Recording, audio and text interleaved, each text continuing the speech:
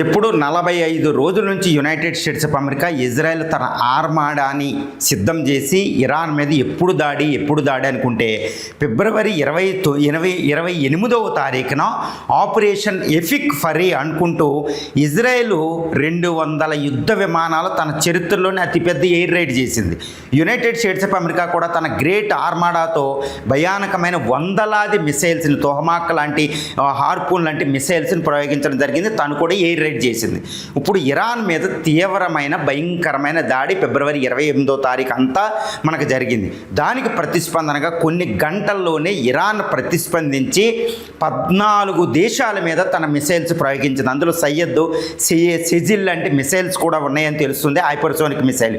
Even Israel మీద కూడా Tel Aviv మీద కూడా దాన్ని వెళ్ళి మిసైల్ తగలడం జరిగింది. ఈవెన్ దుబాయ్లోను, యుఏఈ, అమ్మాను వీటన్నిటి మీద అటాక్ చేయడం, అంటే 14 దేశాల మీద యుఎస్ఎస్ ఎయిర్ బేసెస్ మీద ఇరాన్ దాడి చేసింది. ఇరాన్ కూడా తట్టుకుని నిలబడి ప్రతిస్పందించగలిగింది. ఇంతకే విషయం ఏంటంటే ఫిబ్రవరి 28 ఫస్ట్ వార్, అంటే ఇరాన్కి ఇటు ఇజ్రాయెల్ అమెరికాలకి మధ్య జరిగే యుద్ధంలో ఫస్ట్ డే విన్నర్ ఎవరు? ఇది చాలా నిశ్చితంగా గమనించాలి. ఎందుకంటే ఇటు పక్కన United states of America, Israel దేశాలు ఉన్నాయి. గుర్తుపెట్టుకోండి, ప్రపంచంలోనే సుప్రీం మిలిటరీ ఫోర్స్ దాని సొంతం అనమాట. ఈవెన్ ఇజ్రాయెల్ కూడా, అమెరికా కూడా USS Abraham Lincoln, USS Nimitz class, Gerald ఆర్-4 లాంటి ఎయిర్ క్రాఫ్ట్ క్యారియర్స్ అక్కడ ఉన్నాయి. తర్వాత ఎయిజిస్, తర్వాత తాడు, తర్వాత పెట్రోయిట్ ఎయిర్ డిఫెన్స్ సిస్టమ్ను అమెరికా అక్కడ మోహరించింది. ఇజ్రాయెల్ రక్షణకైతే ఈ గెరాడ్ ఆర్-4 ఎయిర్ క్రాఫ్ట్ క్యారియర్ని అక్కడ మోహరించింది. ఎయిర్ మొత్తం ఇరాన్ని రక్షించి పెట్టేస్తుంది అనమాట. అయినప్పటికీ ఇరాన్ మిసైల్స్ వెళ్ళి టెల్ అవీవ్ని తాకాయి అంటే ఇరాన్ యొక్క మిలిటరీ ఫోర్స్ ఎంత సుస్పష్టంగా ఉందో చూడండి. ఎందుకంటే అమెరికా తాడు, America patriotic missile system, Aegis air defence సిస్టమ్ని పెనిట్రేట్ చేసుకుంటూ ఇరానియన్ మిసైల్ తగలడం.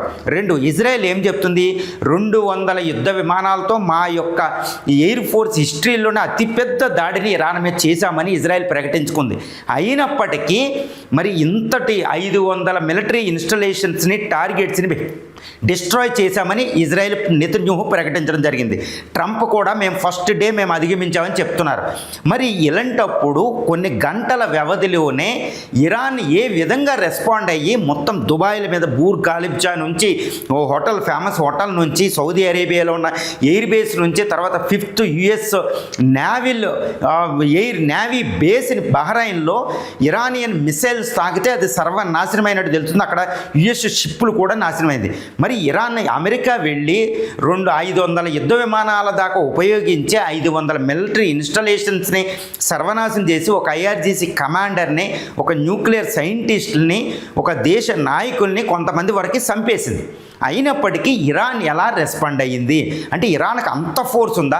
మరి ఇలాంటప్పుడు 14 దేశాలని అటాక్ చేసి 200 మంది అమెరికా సైన్యాన్ని ఇరాన్ చంపింది అని చెప్తుంది. దీన్ని డొనాల్డ్ ట్రంప్ మాట్లాడుతున్నాయి, ప్రెస్ కాన్ఫరెన్స్లో మాట్లాడుతూ ద గ్రేట్ అమెరికా హీరోస్ కూడా కొంతమంది మరణించారు. ఈ యొక్క ఎవిల్ని, ఎగ్జిస్టెన్షియల్ థ్రెట్ని రిమూవ్ చేయడంలో, ఇరాన్ని నాశనం చేయడంలో అమెరికా హీరోలు చనిపోయారు. అంటే అమెరికా సైన్యంలో కొంతమంది చనిపోయారని ఈవెన్ ట్రంప్ కూడా అంగీకరించడం జరిగింది. అంటే ఇప్పుడు ఇరాన్ చెప్పేది నిజమవుందా? అంటే 200 మంది అమెరికన్ సైన్యాన్ని చంపేసిందా? తర్వాత గల్ఫ్ కంట్రీస్ ఎవరైతే అమెరికా బేసులు తన దేశాల నేల మీద పెట్టుకుని అమెరికాకి సపోర్ట్ చేస్తున్నాయో ఆ దేశాలన్నీ ఈరోజు ఇరాన్ ప్రకోపానికి లోనవ్వడం జరిగింది. అంటే ఈ ఫస్ట్ డే వార్ ఎవరు సక్సెస్ అంటే ఇరాన్లో కూడా కొన్ని 100 మంది చనిపోయారు. ఒకటే యూనివర్సిటీలో 36 మంది ఫిమేల్ స్టూడెంట్స్ చనిపోవడం జరిగింది. టెల్ అవీవ్లో కూడా వందలాది మంది చనిపోయారని తెలుస్తుంది. మిలిటరీ అఫీషియల్స్ చనిపోయారు. ఐఆర్జీసీ హెడ్ క్వార్టర్ వీటి మీద అటాక్ చేయడం వల్ల ఇరాన్లో ఐఆర్జీసీ కమాండ్స్ సుమారు 200-300 మంది చనిపోయారని అమెరికా చెప్తుంది. ఇరాన్ కూడా చెప్తుంది ఆ విషయాన్ని, అది కూడా కన్ఫర్మ్ చేసింది.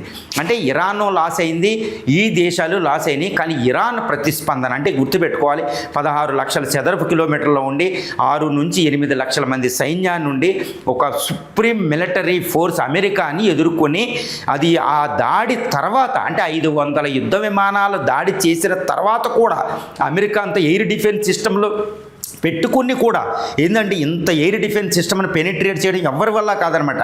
అయినప్పటికీ ఇరాన్ తన మిసైల్స్తో కొన్ని వందల మిసైల్స్, తర్వాత కామికోజు, సయ్యద్ లాంటి దాంటి భయంకరమైన డ్రోన్లతో ఇటు టెల్ అవీవ్, ఇజ్రాయెల్ ముఖ్య పట్టణం టెల్ అవీవ్ని తాకింది. అంటే ఐరన్ డోమ్ ఫెయిల్ అయింది అక్కడ. ద గ్రేట్ ఐరన్ డోమ్ మాది అని చెప్పుకునే ఇరాన్ యొక్క iron dome David sling fail అయ్యి ఇరానియన్ మిసైల్స్ అక్కడ తాకినాయి. అంటే ఇరాన్ నిజమైన హీరో అని చెప్పాలి.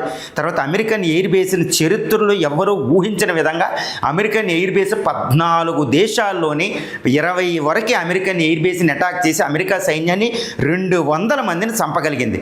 గత 47 సంవత్సరాలుగా అమెరికా ఆంక్షలతో లోనయ్యి అత్యంత బలహీన పడిపోయిన ఒక ఇరాన్ దేశం మళ్ళీ అమెరికా మొట్టమొదటి దాడి 500 యుద్ధ విమానాల దాడిని తట్టుకుని ఈ మిసైల్స్ని ప్రయోగించి అమెరికా ఎయిర్ డిఫెన్స్ సిస్టమ్ని పెనిట్రేట్ చేస్తూ మిసైల్స్ని ప్రయోగించిందంటే విజయం ఎవరిది ఉంటుందండి? అమెరికాదా, ఇజ్రాయెల్దా, లేకపోతే మరో పక్కన ఇరాన్దా? అంటే మనం సూటిగా చెప్పొచ్చు ఇరాన్దే ఫస్ట్ డే వార్ విన్ అనేది మనం ఈజీగా చెప్పొచ్చు.